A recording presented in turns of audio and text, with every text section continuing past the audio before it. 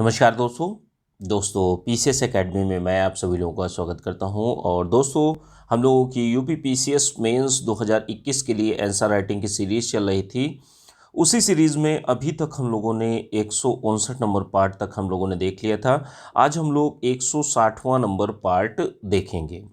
आज का जो प्रश्न है दोस्तों, पेपर सेकंड का प्रश्न है। प्रश्न संख्या 319 है और 125 शब्दों में इस प्रश्न को आप लोगों को लिखना है।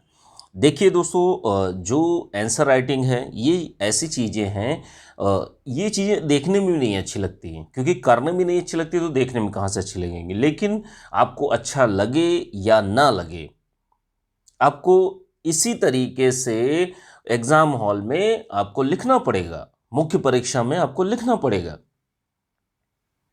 जैसे बहुत सारे लोग तैयारी करते हैं, एक दिन खूब जोशो जुनून के साथ में तैयारी करते हैं, दूसरा दिन आता है, तीसरा दिन आता है, लेकिन चौथे पांचवें दिन तक जाते जाते वो पता लगा व्यक्ति बिल्कुल अपनी ट्रैक से भटक जाता है, क्योंकि उसका जोशो जुनून जो 4 दिन थे या 5 दिन थे उसके बाद उनका हट जाता है। क्योंकि दिक्कत यही है, आपको ये प्रक्रिया, ये जो प्रोसेस है, इसको निरंतर करना पड़ेगा। आपको पढ़ाई निरंतर करनी पड़ेगी, बिल्कुल कंटिन्यूटी बनाकर आप लोगों को पढ़ाई करनी पड़ेगी। क्योंकि एक दिन तो बहुत अच्छा लगा है कि हमने 2 क्वेश्चन लिख लिए, एक दिन टेस्ट भी लगा लिया, सारी चीज़ें हमने पढ़ ली, लेकिन उससे कुछ होने नहीं वाला। दिक्कत यह है कि और कोई चीज़ भी नहीं है जिसको मैं बताऊं। ठीक है, यही एक तरीका है। इसीलिए मैं डेली, बहुत सारे लोगों को लगता होगा क्या डेली डेली वही चीज़ें बोलते हैं, क्योंकि दिक्कत यही है कि यही चीज़ें आपको सिलेक्शन दिलाएंगी, कोई तीसरा कोई दूसरा कार्य नहीं दिलाएगा। आपको बिल्कुल गांठ बांध लेनी चाहिए इन चीज़ों को कि आंसर राइटिंग के बिना आपकी मुख्य परीक्षा नहीं निकलने वाली। आप 18 मेंस दे लीजिए, 15 मेंस दे लीजिए, जितने मेंस देना हो देते रहिए, मुख्य परीक्षा कभी क्लियर नहीं होने वाली। इतना आप लोग समझिएगा। क्योंकि दिक्कत यहाँ है, आदमी को सबसे ज़्यादा तकलीफ जानते हैं किस में होती है? लिखने में। इसीलिए वीडियो भी नहीं अच्छा लगता, इसीलिए लोग आगे बढ़ना भी नहीं। लेकिन दिक्कत यह है कि अगर आपको नौकरी लेनी है तो आपको आगे कदम बढ़ाने पड़ेंगे और निरंतर डेली आपको प्रैक्टिस करनी पड़ेगी। एक दिन से कुछ नहीं होने वाला। 10 दिन आपने कर लिया, फिर उसके बाद में आप बिल्कुल उसी पुरानी स्थिति में आ जाते हैं, तो इसका क्या मतलब है? ऐसी चीज़ें आपको नहीं करनी है। निरंतर रूप से मैं आपसे बोलता भी हूँ, चैनल पर एक लाइव वीडियो चला करता है, उससे आपको बहुत फ़ायदा मिलेगा, उससे थोड़ा सा मोटिवेशन भी मिलेगा, उत्साह भी मिलेगा, सारी चीज़ें। आप उसको हो सके तो हर दूसरे तीसरे दिन देख लिया करिए। उससे फ़ायदा ये है कि कम से कम आप पढ़ने के लिए प्रेरित होंगे, कम से कम आप भटकेंगे नहीं। जो जोश और जुनून पहले दिन रहता है वही 6वें दिन तक जाते जाते पता लगा वो बहुत ज़्यादा कम हो जाता है। पढ़ाई भी उस स्पीड से नहीं होती है। लेकिन दिक्कत यही है कि इस प्रक्रिया को आपको डेली करना होता है। डेली आपको वही चीज़ करनी है, सेम टू सेम चीज़ आपको आंसर राइटिंग करनी है, अलग अलग प्रश्नों की जो भी डेली मिलते हैं। ठीक है, तो इन चीज़ों को समझिए और जो उत्तर लेखन क्षमता है उसको आप अच्छे से चीज़ों को प्रैक्टिस करिए। ठीक है, डेली आंसर राइटिंग करिए और जो प्रश्न आप लोगों को दिए जाते हैं उनको अच्छे से लिखने का प्रयास करिए। प्रारंभिक परीक्षा, मुख्य परीक्षा दोनों की तैयारी एक साथ करिए। 1 घंटा आप, जैसे मान लीजिए 1 घंटा तो आप अगर निकालेंगे समय अपनी पढ़ाई में से नहीं, जैसे मान लीजिए आप ओवरऑल में 8 घंटे पढ़ाई करते हैं, तो 1 घंटा अपने जीवन से निकाल लीजिए अलग से। उससे क्या होगा कि आपकी मुख्य परीक्षा के 1 घंटे में 2 से 3 प्रश्न आराम से लिख सकते हैं। उसी से सिलेक्शन होना है, मुख्य परीक्षा के आधार पर ही आपका सिलेक्शन होगा। प्रारंभिक परीक्षा के आधार पर सिलेक्शन नहीं होने वाला दोस्तों। तो इन चीज़ों को समझिए और अच्छे से जो उत्तर लेखन कराया जा रहा है उसको बेहतर तरीके से डेली डेली लिखना का प्रयास करिए। आपको अच्छा लगे तो ठीक, नहीं अच्छा लगे तो भी ठीक, लिखना है। मन मार के अपना लिखिए, जो करना पड़े वो करिए, लेकिन डेली जो प्रश्न दिए जा रहे हैं उनको लिखिए। बैक में जो प्रश्न दिए गए हैं, ड्राफ्टिंग दी गई है, टेस्ट सीरीज दी गई, उनको अटेम्प्ट करिए, बहुत ज़रूरी है। ठीक है, तो इन चीज़ों को आप लोग समझिएगा। और समीक्षा अधिकारी से संबंधित एक वीडियो डाला है, तो क्योंकि देखिए बहुत सारी वीडियोस की नोटिफिकेशन नहीं पहुंचती, तो आप लोग चैनल पर जाकर देख लिया करिए। ठीक है, देखिए प्रत्येक दिन मैं आप लोगों को बताता हूं कि भाई जो आंसर राइटिंग है उसको अच्छे से करते रहिए। ठीक है, आज का जो प्रश्न है पेपर सेकंड का प्रश्न है, प्रश्न संख्या 319 है और इसको 25 शब्दों में लिखना है। प्रश्न को लिखने से पहले वही सावधानियां कि जैसे जो ग्रामर की गलतियां हैं वो आपसे नहीं होनी चाहिए। जो इंट्रोडक्शन पार्ट है, बॉडी पार्ट है, कंक्लूजन पार्ट है, तो तीनों में एक एक कोटेशन, कविता, श्लोक, मूवी के गीत, बोल, इन सारी चीज़ों को ऐड करिए और अच्छे से उत्तर को लिखिए। ठीक है, प्रेजेंटेशन के परिप्रेक्ष्य में क्या करना है कि जैसे प्रेजेंटेशन आपका अच्छा हो, प्रस्तुतिकरण आपका अच्छा हो, तो इसके लिए आप पैराग्राफ में लिखिए, डायग्राम बनाइए, फ्लो चार्ट बनाइए और इसके साथ में डॉट्स, पॉइंट्स, इन सारी फॉर्मेट्स का आप उपयोग करिए और देखिए फिर अपना ही उत्तर आपको कितना अच्छा लगेगा। ठीक है, 2 लाइनों के बीच में आप थोड़ा सा जो स्पेस है वो रखिए जिससे स्वच्छता रहे। ओवर राइटिंग कभी मत करिए, काटा पीटी बिल्कुल भी मत करिए और जो अच्छे शब्द हैं उनको अंडरलाइन जरूर करिए। तो इन सारी चीज़ों को आपको अच्छी तरीके से चीज़ों को करना है। ठीक है, प्रारंभिक परीक्षा, मुख्य परीक्षा दोनों की तैयारी जो है आपको अच्छे से करनी है। इसकी पीडीएफ जो है यूपीपीसीएस मेंस 2021 के बैच में मिल जाएगी, तो जो लोग भी अपना बैच ज्वाइन करना चाहते हैं ज्वाइन कर सकते हैं। नंबर है 9140085178, यह टेलीग्राम नंबर है, ध्यान रखिएगा। व्हाट्सएप डिलीट कर दिया गया है, तो टेलीग्राम नंबर पर ही आप लोग मैसेज करके जानकारी ले सकते हैं। ठीक है, तो जिन लोगों को अपना प्रारंभिक परीक्षा या स्टडी ग्रुप जो भी आप लोगों को ज्वाइन करना चाहो ज्वाइन कर सकते हैं, नंबर मैंने बता दिया है। आइए आज के प्रश्न को देखते हैं। आप वाक्य और अभिव्यक्ति की स्वतंत्रता से आप क्या समझते हैं, या वाक्य अभिव्यक्ति की जो स्वतंत्रता है इसकी संकल्पना क्या है, तो इसको आपको बताना है। क्या इसकी परिधि में घृणा वाक्य भी आता है? जो गलत गलत लोग दूसरों को बोलते हैं, घृणा की बातें बोलते हैं, तो क्या ये चीज़ें भी आती हैं? भारत में फिल्मों की अभिव्यक्ति अन्य रूपों से तनिक भिन्न स्तर पर क्यों है? तो ये आपको बताना है, चर्चा करनी है। ठीक है, 3 प्रश्न है, तीनों प्रश्नों का आपको लोगों को जवाब देना है। तो सबसे पहले तो आपको बताना है कि भाई हमारे यहाँ बोलने की जो अभिव्यक्ति की स्वतंत्रता है वो कहाँ किस अनुच्छेद में दी गई है। तो जो वाक्य एवं अभिव्यक्ति की स्वतंत्रता है वो हमारे संविधान के अनुच्छेद 19 में इसका प्रावधान है। और नागरिकों को ध्यान रखिएगा, नागरिकों को 6 प्रकार के अधिकार दिए गए हैं, अधिकारों की गारंटी देता है। तो वो 6 प्रकार कौन कौन से हैं, वो कौन कौन सी स्वतंत्रताएं हैं जो संविधान हमें हमें इन चीज़ों को देता है। ठीक है, कौन कौन से ऐसे स्वतंत्रताएं हैं जो संविधान हमें देता है। ठीक है, तो सबसे पहली चीज़ कौन सी है? बोलने की, अभिव्यक्ति की, अपने आप को व्यक्त करने की। आपको कुछ अच्छा लग रहा है, किसी के बारे में बोलने के लिए नहीं भाई, अभिव्यक्ति की स्वतंत्रता, आलोचना कर सकते हैं, ठीक है, विरोध कर सकते हैं। तो यहाँ पर वाक्य एवं अभिव्यक्ति की स्वतंत्रता प्रदान की गई है नागरिकों को।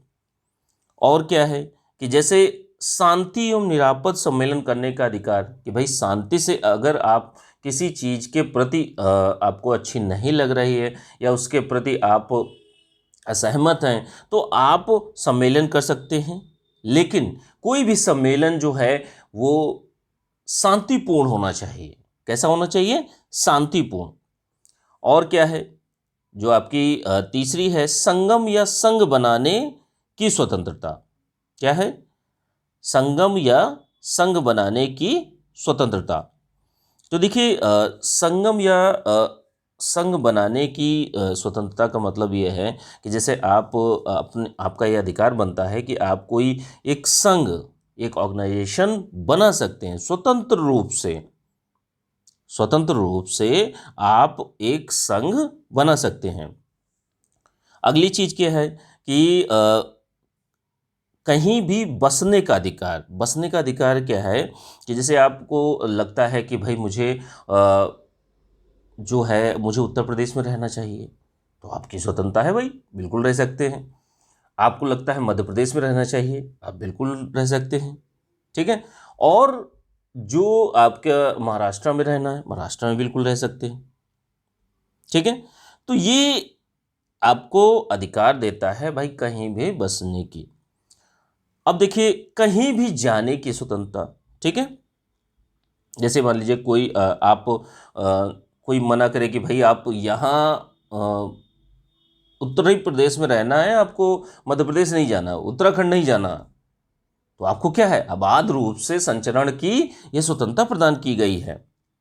आपको कोई भी वृत्ति, व्यापार, कारोबार करने का अधिकार है कि जैसे आपको अच्छा लगता है कि भाई हम कोई बिजनेस करेंगे या कोई कोचिंग चलाएंगे या कोई और धंधा करेंगे, तो ये आपकी इच्छा के ऊपर डिपेंड है कि आप क्या करना चाहते हैं, ठीक है। तो यहाँ पर बात यही आती है कि किसी भी व्यापार या कारोबार को करने का अधिकार हमें देता है, ठीक है। और एक बची हुई एक स्वतंत्रता है, वो है आपके अबाध रूप से संचरण की, कहीं भी आप जाने के लिए स्वतंत्र हैं, ठीक है। तो ये आपकी 6 स्वतंत्रताएं जो हैं संविधान में प्रदत्त की गई हैं, ठीक है। अब देखिए जो वाक्य एवं अभिव्यक्ति की स्वतंत्रता है, इसमें कुछ अन्य स्वतंत्रताएं भी शामिल की गई हैं। किसके द्वारा शामिल की गई हैं? कोर्ट के द्वारा, ठीक है। उच्चतम न्यायालय के द्वारा इन चीज़ों को सम्मिलित किया गया है कि जैसे अपने विचारों को प्रसारित करने का अधिकार, अपने विचारों को, आपके जो भी विचार हैं उनको आप फैला सकते हैं। किसके माध्यम से? Electronic media, print media, social media, किसी के माध्यम से। प्रेस की स्वतंत्रता जो है वो भी आपके जो है वाक्य एवं अभिव्यक्ति की स्वतंत्रता के अंतर्गत ही आती है। प्रेस की स्वतंत्रता कि हमारी जो प्रेस है उसको स्वतंत्र रहना चाहिए। व्यवसायिक विज्ञापन की स्वतंत्रता की, अगर आप कोई व्यवसायिक विज्ञापन देना चाहते हैं तो आप बिल्कुल स्वतंत्र हैं, दे सकते हैं। फ़ोन टैपिंग के विरुद्ध अधिकार कि जैसे आपकी फ़ोन टैपिंग हो रही है तो आप उसके विरुद्ध अधिकार है आपको कि आप कोर्ट में जा सकते हैं। शांति का अधिकार, अगर बहुत ज़्यादा कोई शोर मचा रहा है या आपको बहुत ज़्यादा डिस्टर्ब कर रहा है तो आप भी कोर्ट जा सकते हैं, ठीक है। किसी अखबार पर पूर्ण प्रतिबंध के विरुद्ध अधिकार कि जैसे मान लीजिए आप कोई अखबार चला रहे हैं, ठीक है, न्यूज़पेपर चला रहे हैं। अब ऐसी स्थितियों में क्या होगा कि जो प्रतिबंध है, अगर अखबार के ऊपर पूर्ण प्रतिबंध लगाया गया है तो आप उसके विरुद्ध कोर्ट में जा सकते हैं, ठीक है। तो ये देखिए फंडामेंटल राइट्स जो हैं वो वाद योग्य हैं, ठीक है। और क्या चीज़ें हैं? प्रदर्शन करने का अधिकार, प्रदर्शन करने का अधिकार, विरोध करने का अधिकार, ये दोनों, जैसे आप किसी भी योजना या किसी भी मंत्री, व्यक्ति, सरकार, संगठन से भाई सहमत नहीं हैं, आपको नहीं अच्छा लग रहा, तो आप क्या है, प्रदर्शन भी कर सकते हैं, विरोध भी कर सकते हैं, लेकिन हड़ताल नहीं कर सकते, ध्यान रखिएगा। सरकारी गतिविधियों की जानकारी पाने का अधिकार कि जैसे आप सरकार में आरटीआई के माध्यम से जानते हैं ना कि क्या किस तरीके से चीज़ें चल रही हैं, तो ये भी आपका जो है वाक्य अभिव्यक्ति की स्वतंत्रता के अंतर्गत आता है। प्रसारित करने का अधिकार ये भी हो चुका है आपका। राजनीतिक दल या संगठन के विरुद्ध अधिकार कि जैसे राजनीतिक संगठन है या कोई राजनीतिक दल है, कुछ चीज़ें आपको नहीं ठीक लगती या वो आपके प्रति कुछ गलत कार्य कर रहा है तो आप कोर्ट जा सकते हैं, ठीक है। तो ये सारी की सारी चीज़ें हैं। इन चीज़ों को आप लोगों को तीन पार्ट थे, 2 पार्ट को मैंने बता दिया, ठीक है। अब तीसरे पार्ट में देखिए भारत में फिल्मों की अभिव्यक्ति अन्य रूपों से तनिक भिन्न स्तर पर क्यों है। तो मतलब आपको डिफरेंस बताना है कि आखिर जो हमारी फिल्में हैं वो अलग स्तर पर क्यों हैं और बाकी चीज़ें जो हैं वो अलग स्तर पर क्यों हैं, ठीक है। तो देखिए फिल्मों की अभिव्यक्ति का क्या है कि भाई देखिए ये एक पिक्टोरिकल फॉर्म में होता है, पिक्चर होती है, चल रही होती है, फिल्म होती है, ठीक है। ये अभिव्यक्ति का सबसे सशक्त माध्यम होता है क्योंकि इसमें देखिए आवाज़ आ भी रही होती है, आप पिक्चर भी देख रहे होते हैं। और आपने देखा भी होगा कि जैसे आप एक कोई मूवी देख कर आइए तो लगभग पूरी मूवी की स्टोरी आपके दिमाग में छप जाती है। अब ऐसे कहा जाए कि इस क्वेश्चन की आप पूरा का पूरा खाका तैयार करिए दिमाग में, तो नहीं हो पाएगा, ठीक है। जो फिल्में हैं, जैसे समय समय पर फिल्में बनती रहती हैं जो समाज को आईना दिखाती हैं, सच को उजागर करने का माध्यम होती हैं फिल्में, सच को उजागर करने का माध्यम होती हैं फिल्में। आम जनमानस पर भी यह गहरी छाप छोड़ती हैं। जो हमारे समाज में बहुत सारी बुराइयां होती हैं, भ्रष्ट तंत्र जो होता है उसको भी उजागर करने का कार्य करते हैं और जनमानस में जागरूकता लाते हैं। ठीक है, तो ये सारे के सारे कार्य जो हमारे यहाँ फिल्में हैं, जो अ, फिल्मों की अभिव्यक्ति है, उसमें समाज के सभी तानों बानों को दिखाया जाता है कि भाई किस तरीके से हमारा समाज क्रियान्वित हो रहा है, किस तरीके के लोग हमारे यहाँ बसते हैं और कौन कौन सी चीज़ें हैं, संगठन है, अन्य सारी चीज़ें हैं जो इस तरीके से चीज़ें समाज में चल रही है। तो उन सारी चीज़ों की जानकारी हमें फिल्मों के माध्यम से मिलती है। ठीक है, तो इस प्रश्न को अब निष्कर्ष में अपने शब्दों में सारी चीज़ों को समेटते हुए अच्छे से प्रश्न को लिखिए आप लोग। ठीक है, इसकी पीडीएफ जो है आप लोगों को यूपीपीसीएस मेंस 2021 के ग्रुप में मिल जाएगी। आइए दूसरे प्रश्न में चलते हैं। दूसरा प्रश्न जो है आपका करंट अफेयर का प्रश्न है। प्रश्न संख्या 320 है और 125 शब्दों में इस प्रश्न को आप लोगों को लिखना है। प्रश्न को लिखने से पहले कुछ सावधानियाँ कि जैसे जो ग्रामर की गलतियाँ हैं वो आपसे नहीं होनी चाहिए। जो इंट्रोडक्शन पार्ट है, बॉडी पार्ट है, कंक्लूजन पार्ट है, तो तीनों में एक एक कोटेशन, कविता, श्लोक, मूवी के गीत, बोल, इन सारी चीज़ों को अच्छे से आप लोग लिखिए। ठीक है, कोटेशंस को ऐड करिए और प्रस्तुतिकरण देखिए, आपका प्रेजेंटेशन जो है वो बहुत अच्छा होना चाहिए। उसमें आपके डेटा, डायग्राम, फ्लो चार्ट, ये सारी चीज़ों का प्रयोग होना चाहिए। तो इन सारी चीज़ों को ध्यान में रखते हुए आप लोग बहुत अच्छी तरीके से इस प्रश्न को आप लोग लिखने का प्रयास करिए। आइए प्रश्न को देखते हैं। खाद्य अपमिश्रण क्या होता है, इसके प्रमुख प्रभावों को समझाइए। तो खाद्य अपमिश्रण का क्या अर्थ है, बस इतना आपको बताना है। ठीक है, सबसे पहले बात करेंगे खाद्य अपमिश्रण क्या होता है। जैसे खाद्य पदार्थों में निम्न गुणवत्ता वाले जो अपकृष्ट हैं या अनावश्यक पदार्थ हैं, इनकी जब मिलावट की जाती है तो इसको इसको क्या कहा जाता है, खाद्य अपमिश्रण। ठीक है, अब मिलावट कैसे होती है कि जैसे बहुत सारे खाद्य पदार्थ होते हैं, इनमें बहुत सारी चीज़ें मिलाई जाती हैं। ठीक है, अब किस तरीके से क्या होता है, जैसे दूध में है, दूध, प्योर दूध इस समय नहीं मिल पा रहा है। ठीक है, अब दूध में क्या होता है कि जैसे लोग यूरिया भी मिलाते हैं, शैम्पू में मिलाते हैं और उसके माध्यम से एक जो स्वास्थ्य को हानिकारक हानि पहुँचे इस तरीके के पदार्थों को बनाया जाता है। जैसे मिर्च होती है, लाल मिर्च होती है, अब पिसी हुई मिर्च मार्केट से लेने जाइए तो लोग मिलावट करते हैं इसमें। जो ईंट होती है, ईंट को बारीक पीसकर उसी में मिला दिया जाता है। सोच कर देखिए, खाद्य अपमिश्रण क्या है, एग्जाम्पल के माध्यम से समझिए। दूध में, ठीक है, दूध में, मिर्च में, हल्दी में और पनीर में क्या डालते हैं कि जैसे आप लोगों ने देखा होगा चावल, चावल की जो छोटे छोटे पार्ट्स जो होते हैं, अगर वो कई भागों में विभक्त हो जाए तो उसको बोलते हैं नॉर्मल गाँव वाली भाषा में कनकी बोला जाता है। ठीक है, तो वो जो चीज़ होती है उसको और बारीक पीसकर उसी पनीर में डाला जाता है। तो इससे क्या है कि गुणवत्ता जो है मुख्य पदार्थ की वो बिगड़ जाती है। जिन पदार्थों को मिलाया गया है वह हानिकारक प्रभाव डालते ही डालें। ठीक है, जिस पदार्थ को कहा भी जाता है कि खाद्य अपमिश्रण तभी कहा जाएगा। अब मान लीजिए आपने दूध में पानी मिलाया, तो पानी मिलाने से वो हानिकारक चीज़ थोड़ी हुई ना, तो अपमिश्रण नहीं होगा। जब वो आपको नुकसान पहुंचाए तब वो आपका अपमिश्रण है। जिस पदार्थ को मिलाने पर वह हानिकारक प्रभाव डाले। बहुत सारे लोग लाभ बढ़ाने के लिए भी मिलावट करते हैं। ठीक है, पदार्थों को पूर्ण या आंशिक रूप से मिलाया जाता है कि भाई बहुत सारे लोग बहुत कम कम में मिलाते हैं, बहुत सारे लोग बहुत बड़ी मात्रा में मिलाते हैं। तो ये आपका खाद्य अपमिश्रण होता है। खाद्य अपमिश्रण में जैसे दूध है, दूध को अगर आपको देखना हो कभी भी ट्राई करिएगा, आपको ठीक लगे तो। ठीक है, आप 1 लीटर दूध लीजिएगा। सबसे पहले उसमें क्या करना है कि पूरा रिफाइंड जो होता है, रिफाइंड लेने के बाद पानी थोड़ा सा लेने के बाद उसी को काफ़ी देर तक चलाते रहिएगा। ठीक है, या साबुन ले लीजिएगा। ये पूरी मिश्रण जो होता है, ये हानिकारक चीज़ें जो होती हैं, जो मिलाई जाती हैं, ये दूध की जो गुणवत्ता है उसको निम्न करता है और लोगों के ऊपर हानिकारक प्रभाव डालता है। खराब दूध पिएंगे तो तबीयत तो बिगड़ेगी ही। सोच कर देखिए, जिससे कपड़े धुले जा रहे हैं या जिससे बाल धुले जा रहे हैं, शैम्पू से लोग दूध बनाते हैं। तो ये पूरी की पूरी प्रक्रिया है। ठीक है, जैसे उसको काफ़ी देर मिक्स करने के बाद फिर उसमें पानी डालकर, ठीक है, फिर उसमें बाद उसमें थोड़ा सा दूध डाला जाता है। तो ये जब तक बस मिक्स आपको तब तक करना है जो मैंने बताया, उसको काफ़ी लेट तक करना है। ठीक है, करके देखिएगा।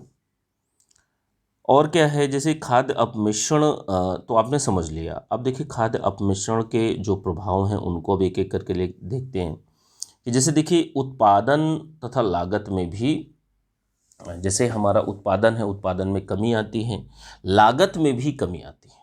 जैसे पहले क्या है, पहले हमने जो उत्पादन है, अब जो मुख्य पदार्थ था वो जो जिसका कच्चा माल या जो उत्पादन हो रहा था वो ना मिल के बीच में मिलावट वाली चीज़ें मार्केट में पहुंच रही हैं। तो ऐसे में क्या होगा, ऐसे में क्या होगा कि जो एक्चुअल डिमांड थी वो आपकी कम होने लगेगी। ठीक है, कच्चे पदार्थों के उत्पादन में गिरावट भी आएगी। और क्या होगा कि जो खाद्य अपमिश्रक जो हैं, तो इसमें पोषणिक मूल्य बेहद कम हो गए। भाई पोषण की मात्रा उसमें कहाँ से आ जाएगी? आपने 1 लीटर को दूध को आपने 10 लीटर बना दिया, तो उसमें है क्या? शैम्पू है और आपका यूरिया है, यही सारी चीज़ें हैं। तो ये कभी क्या अच्छा करेंगी ये सारी बॉडी में जाकर? नहीं करेंगी। तो उसमें पोषण की मात्रा कहाँ से हो जाएगी? तो पोषण की मात्रा इसमें बेहद कम होती है। जो अशुद्धता है उसको भी बढ़ाता है। जैसे आप मिर्च पाउडर को देखिएगा, ठीक है, आप अच्छी कंपनी के मिर्च पाउडर को भी देखेंगे या जैसे भी देखेंगे, ठीक है, तो कभी आप ध्यान दीजिएगा तो उसमें बारीक आपको रेड रेड जो कि पिसी हुई चीज़ें मिलती हैं। बहुत जगहों पर ये मिलावट खूब हो रही है, बड़े धड़ल्ले से हो रही है। ठीक है, तो ये भी चीज़ें हैं। जैसे अरहर की दाल के साथ में जो आपका मटर की दाल है उसको मिला देना। तो ये बहुत सारी ऐसी चीज़ें हैं, सॉरी मटर की नहीं, चने की। ठीक है, और क्या चीज़ें हैं कि जैसे रोगों को भी बढ़ाता है। भाई खाद्य अपमिश्रक क्या होते हैं? भाई रोगों को भी तो बढ़ाएंगे। ठीक है, तो ये अब आपने गलत चीज़ खाई, मिलावट वाली चीज़ खाई, अब वो चीज़ नुकसान करी जाके आपके बॉडी में, आपको त्वचा के रोग, पाचन संबंधी बीमारियां, पेट की बीमारियां, बहुत सारी चीज़ें होने लगती हैं। और बहुत से ऐसे बार होता है कि जो मिलावटी खाद्य पदार्थ हैं उनको खाने के बाद गंभीर बीमारियां भी हो जाती हैं। ठीक है, तो ये भी बहुत चिंताजनक बात है। भविष्य की वनस्पतियों एवं जीवों पर नकारात्मक प्रभाव भी पड़ता है। जो खाद्य फसलें हैं उनका उत्पादन एवं मांग भी कम हो जाती है कि भाई जिससे, जैसे मान लीजिए कोई भी चीज़, मान लीजिए गन्ने से जो है आपका गुड़ का उत्पादन होता है, गन्ने के रस फिर निकाला जाता है, फिर उसके बाद गुड़ का उत्पादन हो रहा है। ठीक है, अब गन्ना एक फसल है। अब सोच कर देखिए, अगर गुड़, मिलावटी वाला गुड़ मार्केट में बहुत ढेर सारा आ जाए तो जो एक्चुअल डिमांड गन्ने की थी कि वो रहेगी? नहीं रहेगी। तो यही बातें हैं, खाद्य फसलों का उत्पादन एवं मांग दोनों कम हो जाते हैं। क्योंकि भाई जो किसान है, जो उत्पादक है, वो तभी उत्पाद करेगा ना जब उसकी डिमांड होगी मार्केट में, और जब डिमांड ही नहीं होगी तो उसका उत्पादन क्यों करेगा? ठीक है, तो ये भी सारी चीज़ें हैं। पारिस्थितिकी तंत्र पर हानिकारक प्रभाव भी डालता है। ऐसी चीज़ें अगर जो हमारा वातावरण है उसमें भी आती हैं तो उनको जो हमारा एटमॉस्फेयर है, जो हमारा पारिस्थितिक तंत्र है, उसको भी नुकसान पहुंचाता है। ठीक है, तो ये सारी की सारी चीज़ें हैं। आपको इसको 125 शब्दों में आप लोग बेहतर तरीके से लिखने का प्रयास करिए। जो लोग भी यूपीपीसीएस मेंस 2021 का बैच ज्वाइन करना चाहते हैं तो ज्वाइन कर सकते हैं। नंबर है 9140085178। जो लोग प्रारंभिक परीक्षा के लिए स्टडी ग्रुप ज्वाइन करना चाहते हैं तो यह टेलीग्राम नंबर है। व्हाट्सएप नंबर डिलीट हो चुका है, ध्यान रखिएगा। टेलीग्राम पर ही मैसेज करके आप लोग जानकारी ले सकते हैं। ठीक है, चलिए ठीक है, थैंक यू देखने के लिए।